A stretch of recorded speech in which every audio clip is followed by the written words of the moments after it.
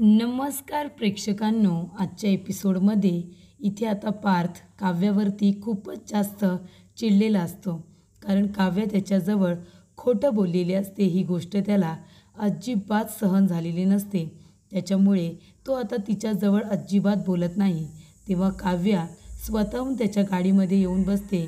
आत्तापर्यंत काव्या त्याच्या गाडीमध्ये येऊन बसलेली नाही आहे, पण इथे पार्थचं न बोलणं तिलासुद्धा आता एवढं हर्ट करतं की ती स्वतःहून त्याच्या गाडीमध्ये येऊन बसते आणि त्याच्याजवळ स्वतःहून बोलण्याचासुद्धा प्रयत्न करत असते. पण पार्थ तिच्यावरती चिडलेला असतो. तो काही तिच्याजवळ बोलत नाही. तेव्हा काव्या म्हणत असते, पार्थ काय झाले तुम्हाला? तुम्ही कालपासून माझ्याशी एक शब्दसुद्धा बोलला नाहीत. तुमचं न बोलणं मला खूप जास्त त्रास देते. हे बघा, तुम्हाला माझा राग आला आहे का? माझी कुठली एखादी गोष्ट खटकली आहे का? जर तसं काही असेल तर तुम्ही प्लीज मला सांगा ना. आता माझं कॉलेजसुद्धा येईल, ते बघा आलंच. प्लीज आता तरी माझ्याशी बोला. पार्थ काय झाले? तुम्ही असे शांत शांत का? तेवढ्यातच इथे पार्थ आता तिच्या कॉलेजजवळ गाडी थांबवत नाही. गाडी थोडी पुढे घेऊन येतो. तेव्हा काव्या म्हणत असते, पार्थ हे काय चाललं आहे? तुम्ही माझ्याशी बोलत नाही ठीक आहे, पण गाडी का पुढे घेऊन आलात? माझं कॉलेज तर मागे आहे ना. तेव्हा इकडे पार्थ म्हणत असतो की नाही, तुमचं कॉलेज जिथे आहे ना तिथे मी तुम्हाला घेऊन जातो आहे. तुम्ही ज्या ठिकाणी लेक्चरला बसता तिथे तुम्हाला घेऊन गेलं पाहिजे ना. तेव्हा इथे प्रेक्षकांनो पार्थ आता गाडी त्या बाकाजवळ आणून उभी करतो, ज्या बाकावरती इथे आता काव्या बसत असते. तेव्हा इथे पार्थ गाडी तिथे थांबवतो आणि आता म्हणतो की या या इथे येऊन बसा. तेव्हा तो आता इथे बाकावरती बसतो. काव्यसुद्धा येताना म्हणते, तुम्ही इथे का गाडी आणली? माझं कॉलेज मागे आहे ना. तेव्हा पार्थ म्हणतो, हो का? पण तुमचं लेक्चर तर इथेच होतं ना, बरोबर की नाही? तुम्ही इथेच लेक्चरला बसता. तेव्हा इकडे आता काव्य त्याच्याकडे बघतच राहते. कारण तिला कळलेलं असतं की कदाचित पार्थला कळलं आहे की मी लेक्चरला बसत नाही, मी या ठिकाणी येऊन बसते. तेव्हा इथे पार्थ म्हणत असतो, काव्या मला असं वाटतं की तुम्ही तुमचं स्वप्न पूर्ण केलं पाहिजे, बरोबर की नाही? तुमचं जे काही स्वप्न आहे, लग्न झाले म्हणून ते कुठेही अर्धवट राहायला नको. म्हणून मी प्रत्येक वेळी तुम्हाला सपोर्ट करतो. प्रत्येक वेळी तुम्हाला काय हवं नको ते बघतो. मी इथे वसू आत्या असू दे किंवा अजून दुसरं कोणी, त्यांच्याबरोबर मी तुमच्यासाठी भांडत असतो तुमची बाजू घेऊन. आणि तुम्ही काय करता? तुम्ही माझ्याशी खोटं बोलता, मला फसवता, बरोबर की नाही? तेव्हा इकडे पार्थ म्हणतो की तुम्ही जेव्हा अभ्यास करत असता तेव्हा मी तुम्हाला येऊन विचारतो की तुम्हाला कॉफी आणू का? तुम्ही कॉफी घ्या, तुम्हाला झोप यायला नको. एक्झाममध्ये काही मदत हवी आहे का? हे सुद्धा मी विचारतो. माझ्या परीने जे काही होतं ते जेवढं मला करता येतं तेवढं मी करण्याचा प्रयत्नसुद्धा करतो की नाही? आणि तुम्ही काय केलं? तुम्ही मला फसवलं. फसवणूक तर केलीतच, पण माझ्याशी खोटं बोललात. तेव्हा पार्थ म्हणत असतो, खरं सांगू का काव्या? मला असं वाटत होतं की काव्या अल्लड आहे, थोडीशी उद्धट आहे, रागीट आहे, बोलताना विचार करत नाही. पण मला हे वाटलं नव्हतं की काव्या खोटारडीसुद्धा असू शकते. काव्या खोटारड्या असू शकतात, या गोष्टीवरती माझा अजिबात विश्वास बसत नाही आहे. कळतं आहे तुम्हाला? आज मी खऱ्या अर्थाने हरलो असं वाटते मला. माझ्या एफर्ट्सची तुम्हाला अजिबात किंमत नाही आहे, हे सुद्धा मला कळलं आहे. तेव्हा इकडे आता काव्य त्याला म्हणत असते की तुम्ही माझ्यावरती रागू नका.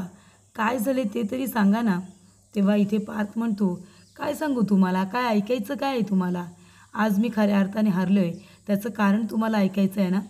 तेव्हा पार्थ म्हणतो, ज्या वेळेला तुमचा मोबाईल माझ्या ऑफिसमध्ये राहिला होता तो मोबाईल घेऊन मी तुम्हाला इथे द्यायला आलो होतो. मी जेव्हा फोन द्यायला आलो तेव्हा तुमची मैत्रीण, तिच्याकडे मी फोन दिला. तेव्हा अनिशाला मी विचारलं की काव्य कुठे आहेत? तेव्हा ती मला इकडे फिरवीची उत्तरं द्यायला लागली. तरीसुद्धा मला एक गोष्ट कळली होती की ती तुमची मैत्रीण आहे आणि ती फिरून फिरून मला उत्तरं देते. पण त्याच्यामागे नक्कीच काहीतरी कारण असेल, तुम्हा मैत्रिणींचं सिक्रेट असेल. म्हणून मी खोलवरती घुसण्याचा प्रयत्न नाही केला.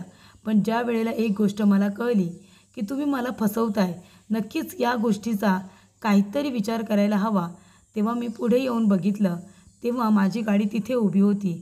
तिथे माझी गाडी उभी होती आणि तिथून मी तुम्हाला फोन केला होता. तुम्ही इथेच या बाकावरती बसला होतात. मी तुम्हाला विचारतोय की तुम्ही कुठे आहात? तर तुम्ही मला काय म्हणालात की तुम्ही कॉलेजमध्ये आहात म्हणून.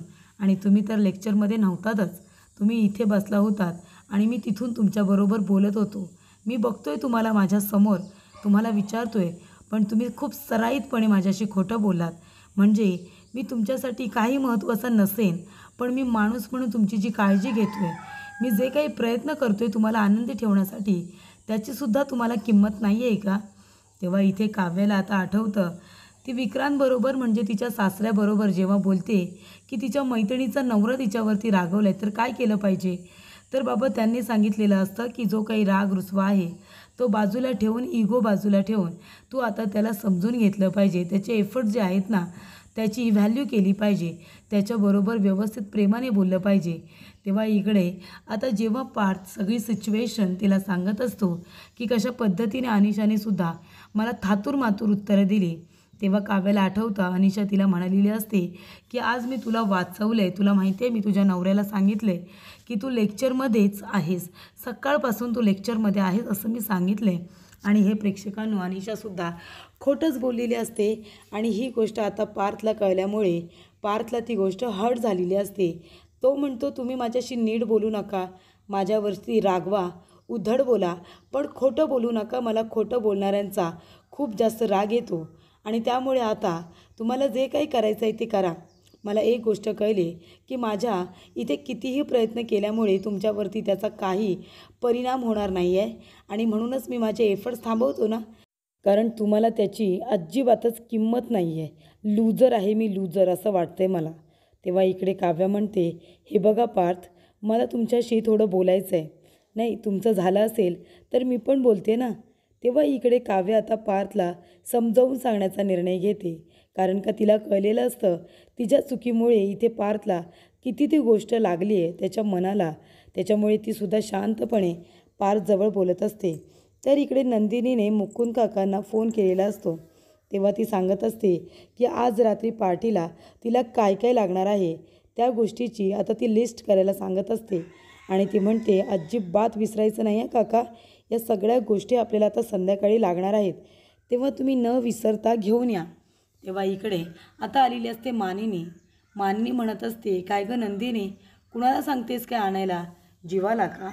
तेव्हा इकडे नंदिनी म्हणते, नाही हो आई, जीवाला नाही सांगत आहे, जीवा तर जिममध्ये आहेत ना, मी मुकुंद मामांना आणायला सांगितले, जे काही सांगितले ते.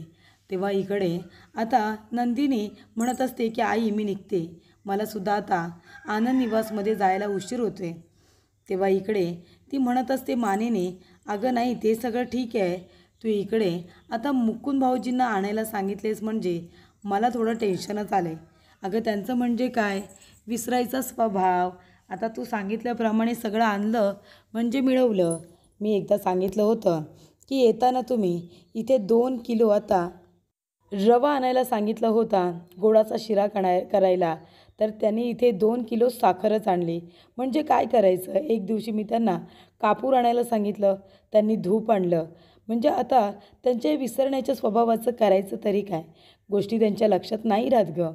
तेव्हा इकडे आज संध्याकाळी तुमच्या लग्नाची इथे ॲनिव्हर्सरी आहे, 1 महिना पूर्ण झाला आहे, तुझ्या लक्षात आहे ना. त्याच्यामुळे एक काम कर, आज संध्याकाळी लवकर घरी ये. तेव्हा नंदिनी म्हणते, नाही आई, मी लवकर येणारच आहे खरंच, म्हणजे मी माझं लवकर आवरते आणि येते. खरं तर आजची सगळी तयारी मला स्वतःला करायची होती, पण आता ऑफिसमध्ये सुद्धा एवढी महत्त्वाची कामं पेंडिंग आहेत ना, ती करणंसुद्धा गरजेचं आहे, म्हणून मला जावं लागते आई, नाहीतर मी स्वतःहून सगळी तयारी केली असती. तेव्हा मानिनी म्हणते, नाही गं, त्याची काही गरज नाही, आणि तशी ॲनिव्हर्सरी तुमची आहे ना, तुम्हाला सरप्राईज मिळालं पाहिजे, बरोबर की नाही. आणि काय म्हणते मी, जीवाला माहिती आहे ना आज काय आहे ते. तेव्हा नंदिनी म्हणते, नाही, जीवाला नाही माहिती आज काय आहे ते, म्हणजे मला तरी काही माहिती नाही आहे. तेव्हा इथे मानिनी म्हणत असते, तो जीवा पण ना, अगं त्याच्या काही गोष्टी लक्षात राहत नाही, त्याला स्वतःहूनच आता आठवण करून द्यायला हवी. आणि त्याचबरोबर प्रेक्षकांनो इथे आता नंदिनी म्हणत असते, आई तुम्ही नका काळजी करू, संध्याकाळपर्यंत कदाचित त्यांना आठवेल सगळं इथे तयारी बघून. आणि प्रेक्षकांनो हीच परिस्थिती आता काव्याची सुद्धा असते, कारण काव्याच्या सुद्धा काहीच लक्षात नसतं की त्यांच्या लग्नाला 1 महिना झाला आहे म्हणून. म्हणजे पार्थ आणि नंदिनी हे दोघेजणं खूपच जास्त एफर्ट्स घेत आहेत आपलं लग्न टिकवण्याचा. आणि त्याच्यामध्ये आता मानिनीला सुद्धा कळते की हे दोघेजणं प्रयत्न करत आहेत, फक्त जीवा आणि काव्या या दोघांनी आता त्या दोघांना समजून घेतलं पाहिजे आणि त्यांच्याबरोबर नातं टिकवण्यासाठी प्रयत्न केले पाहिजे. त्यानंतर इथे काव्य म्हणत असते, हे बघा पार्थ, तुमचं झालं असेल तर मी सुद्धा आता थोडं बोलते, मला पण बोलायचं आहे. हे बघा, मी खोटं बोलले म्हणून तुम्ही स्वतःला त्रास करून घेऊ नका प्लीज. तेव्हा तो म्हणतो, नाही नाही, मी कशाला ना स्वतःला त्रास करून घेऊ, कारण का मी स्वतःला कितीही त्रास करून घेतला तरी त्याने तुम्हाला काही फरक पडणार नाही आहे की बाबा कुणीतरी आपल्यासाठी एवढं करतं आहे, तर निदान आपण त्याला थँक्यू नाही पण त्याच्या जी करण्याची किंमत तरी आपण केली पाहिजे. आपल्यासाठी कुणीतरी काहीतरी करतं आहे, एफर्ट्स टाकतं आहे, त्याचा आपण थोडा विचार केला पाहिजे. मला फक्त एवढंच वाटतं, पण तुमच्याने ते सुद्धा शक्य होणार नाही आहे हे मला आता कळलं आहे. तेव्हा काव्य म्हणत असते, पार्थ, हे बघा, आज मी तुम्हाला माझी एक महत्त्वाची गोष्ट सांगते. हे बघा, मी कधी कधी चुकीची वागते. मी कधीच असं म्हणणार नाही की मी एकदम बरोबर असते. कधी कधी मी खूप चुकीची वागते आणि त्यामुळे तुम्हाला त्राससुद्धा होतो. पण हे बघा पार्थ, मी अशीच आहे, मला वेळ लागतो. मी माझे मित्रमैत्रिणी स्वतः चूज करते आणि त्या बाबतीत आहे ना, मी खूपच जास्त इथे स्ट्रिक्ट आहे. मला माझे मित्रमैत्रीण माझ्यासारखे हवे असतात आणि त्याच्यामुळे मी इथे चूज करतानासुद्धा विचारपूर्वक गोष्टी करत असते. सॉरी, तुम्हाला राग येईल, पण अजून मी तुम्हाला माझा मित्र मानलेला नाही आहे. तेव्हा मी तुम्हाला अजून मित्र मानलेला नाही आहे म्हणून मी तुम्हाला सांगते. कदाचित नंतर ते हक्क मी तुम्हाला देईनसुद्धा, पण आता सध्या तरी नाही. आणि म्हणूनच मी कुठे जाते, काय करते हे मी तुम्हाला सांगत नाही. आणि सध्या तरी मला ज्या गोष्टी कराव्याशा वाटतात ना, त्या मी आवडीने प्रेमाने करते. ज्या गोष्टी मला कराव्याशा वाटत नाही त्या मी नाही करत, जोपर्यंत मला मनापासून वाटत नाही. आता मला अभ्यास करावासा नाही वाटत आहे म्हणून मी इथे येऊन बसत असते. पण जेव्हा मला अभ्यास करावासा वाटेल ना, तेव्हा मी इथे भूक तहानसुद्धा विसरून जाईन आणि मी खूप वेळ बसून अभ्यास करू शकते. असंच आहे माझं. आता मला अभ्यास करायला मन नाही देत आहे म्हणून मी अभ्यास करत नाही आहे, पण मी करेन जेव्हा मला मनापासून वाटेल ना तेव्हा मी करेन. तसंच आपली मैत्री, आता जरी आपली मैत्री नसेल ना पार्थ, तरीसुद्धा आपली मैत्री होऊ शकते. मला जेव्हा वाटेल मनापासून की तुम्ही माझे मित्र होऊ शकता, तेव्हा मी तुमच्याशी मैत्री नक्की करेन आणि तेव्हा मी तुला नक्की अधिकारसुद्धा देईन माझ्यावरती हक्क गाजवण्याचा, माझ्यावरती रागवण्याचा, तुम्ही रुसण्याचा. मी तुमच्यावरती हक्क गाजवणार, मीही तुमच्यावरती रुसणार. या गोष्टी घडतील पार, पण त्यांना वेळ लागेल. आणि जेव्हा मी एखाद्याशी मैत्री करते ना, तेव्हा ती मैत्री निभावण्यासाठी मी 100% प्रयत्न करत असते. मी स्वतः एफर्ट्स टाकत असते आणि हे मी अगदी खरं सांगते मनापासून. आता मैत्री नसली म्हणून काय झालं, पण नक्की मैत्री होणार. ज्या गोष्टी मला मनापासून कराव्याशा वाटतात ना पार्थ, त्या मी केल्याशिवाय राहत नाही.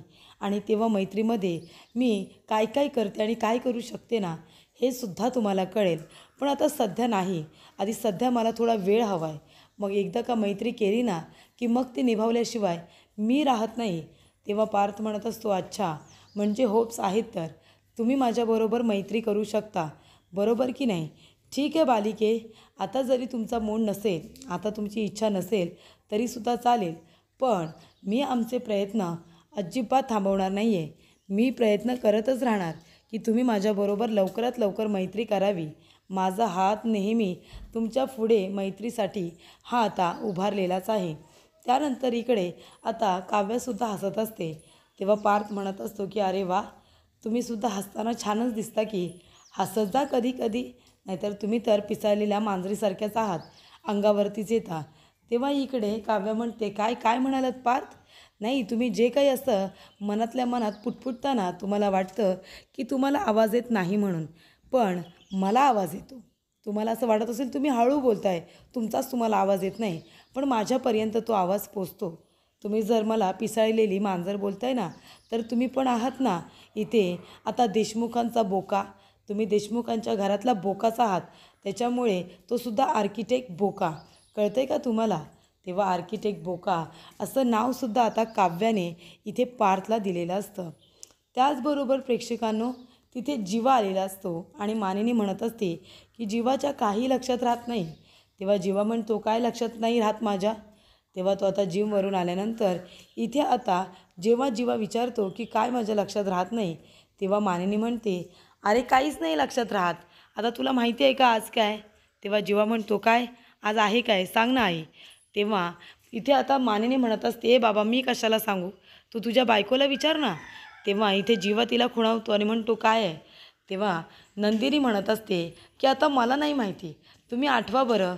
तेव्हा इकडे आई मी जाते, मला उशीर होतो आहे.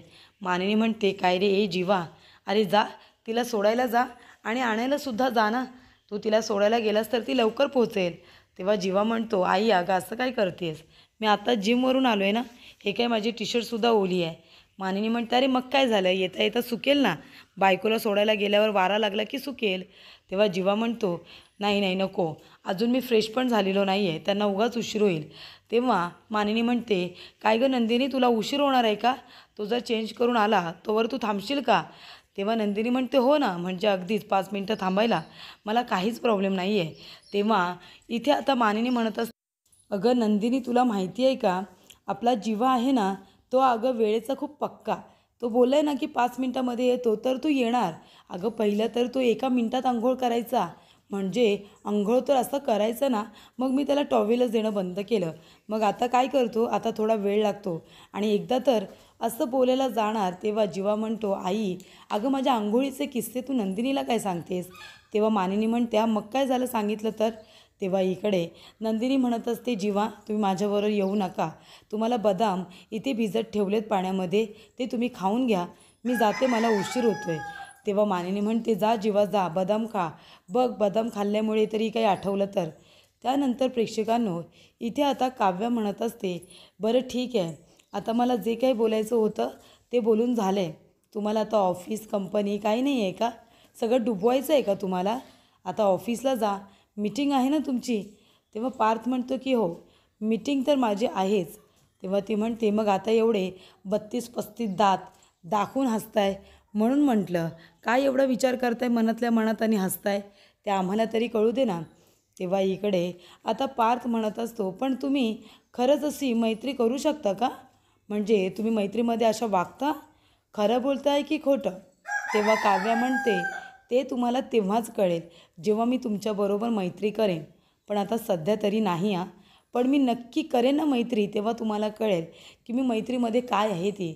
लहान मुलींसारखी वागते मी, तुमचा हा वेडेपणा आहे ना तोसुद्धा सहन करेन आणि मी स्वतःसुद्धा वेड्यासारखी वागेन, लहान मुलीसारखी वागेन, तुमचे हट्ट पुरवेन, माझेसुद्धा हट्ट तुमच्याकडे पुरवून घेईन. तेव्हा इथे तुम्ही आता जा, तुम्हाला उशीर होतो, या आता देशमुख. तेव्हा प्रेक्षकांनो इथे आता पार्थ उभा राहतो आणि म्हणतो मी तुम्हाला घ्यायला येईन, घ्यायला पण येईन, तुम्हाला सोडायला पण येईन. तेव्हा ती म्हणते कशाला, मला तुम्ही इथे पिकअप करायला काय याल. तेव्हा तो म्हणतो आईने तुम्हाला 2 केक आणायला सांगितलेत ना, मग तुम्ही 2-2 केक कसे घेऊन जाल, म्हणून मी तुमच्याबरोबर येईन, आपण ते 2 केक घेऊ, ठीक आहे ना. तेव्हा इकडे आता पार्थ जात असतो, जाता जाता मनात म्हणत असतो की अरे वा, म्हणजे आता मैत्री होईल असं तरी निदान म्हणतायत, म्हणजे मैत्रीसाठी होप्स तर आहेत, मैत्री माझ्याबरोबर होऊ शकते. त्याच्यानंतरला मला एक नाव पण दिलं, आर्किटेक्ट बोका, देशमुखांचा आर्किटेक्ट बोका असं मला नाव दिले आणि स्वतः माझ्या गाडीमध्ये येऊन बसले. मी त्यांच्याशी बोललो नाही म्हणून त्या रेसलेस झाल्या आणि नक्की काय घडलं हे त्यांना जाणून घ्यायचं होतं. या सगळ्या गोष्टी ज्या काही घडत आहेत त्या पॉझिटिव्ह आहेत असं आता इथे पार्थला वाटत असतं. त्यामुळे प्रेक्षकांनो इथे आता पार्थ खूपच जास्त आनंदी असतो की त्याच्याबरोबर हे जे काही घडत असतं ते त्याला छान वाटत असतं. त्याच्यामुळे इथे आता जाता जाता त्याच्या मोबाईलवरती एक व्हिडिओ येतो. तेव्हा तो म्हणतो काव्या हे बघा मोबाईलमध्ये काय, तुमच्यावरती ज्या माणसाने हल्ला केला होता ना त्याचं CCTV फुटेज आले मोबाईलवरती. तेव्हा तो आता ते फुटेज काव्यालासुद्धा दाखवतो. तेव्हा इकडे काव्या आणि पार्थ ते फुटेज बघतात, दोघांनासुद्धा खूप मोठा धक्का बसतो. तेव्हा पार्थ म्हणत असतो काव्या हे तुमच्याबरोबर आता घडलं आहे, कदाचित उद्या कुणाबरोबरही हे घडू शकतं. तर प्रेक्षकांनो पुढील भागामध्ये आपण बघूया. इथे आता पार्थ काव्याला म्हणत असतो की या माणसाने तुमच्यावरती आधी हल्ला केला, कदाचित नंतर माझ्यावरतीही करू शकतो आणि नंतर इथे जीवा आणि नंदिनीवरतीसुद्धा करू शकतो, कारण तो आता थांबणार नाही आहे, तो आपल्यावरती अटॅक करत राहणार आहे असं मला वाटतं आहे. तेव्हा इथे प्रेक्षकांनो बरोबर नंदिनी आता जात असताना आनंद निवासमध्ये इथे तिने ज्या रिक्षाला हात केलेला असतो ती रिक्षा दुसरी तिसरी कुणाची नाही, तिच्या इथे काम करणाऱ्या त्या मुलाची असते, ज्या मुलाला तिच्याबरोबर लग्न करायचं असतं आणि बरोबर त्याने इथे म्हाताऱ्याचं रूप धारण केलेलं असतं आणि तो नंदिनीला इथे आता बरोबर आपल्या रिक्षामध्ये बसवून घेऊन जाणार असतो. या गोष्टी आता घडत असतात आणि त्या काव्याला आता कळणार असतात.